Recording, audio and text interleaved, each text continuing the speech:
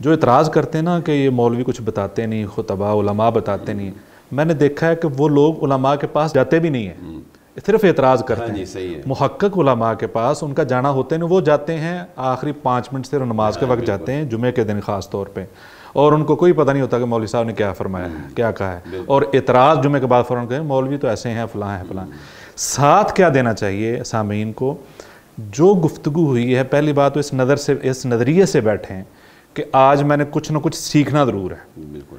जब बंदा नज़रिए से बैठता है ना, ये ना चेक करे कि खुद खतीब साहब ने आज तकरीर कैसे की है, ये देखे कि उसमें मेरे लिए लेसन क्या था, और घर में जाकर एक दफ़ा ज़हनी तौर पर उस सारी गुफ्तगू को रिवाइज़ करे, ज़हनी तौर पर रिप्ले करेगा ना अपने दिमाग में, तो उसको वो सारी गुफ्तगू याद रहेगी। उसका तरीका ये है कि घर में जाकर अपने बच्चों को इकट्ठा करे या अपनी फैमिली में उस पूरी गुफ्तगू को डिस्कस करें। हम सियासत को बहुत डिस्कस करते हैं, मैच को बहुत डिस्कस करते हैं, अगर ऐसा कर देता तो वो आउट हो जाता है, कैच हो जाता है। जो मौलवी साहब ने 8 दिन की मेहनत की है, उसका कुछ तो लिहाज रखना चाहिए सामने।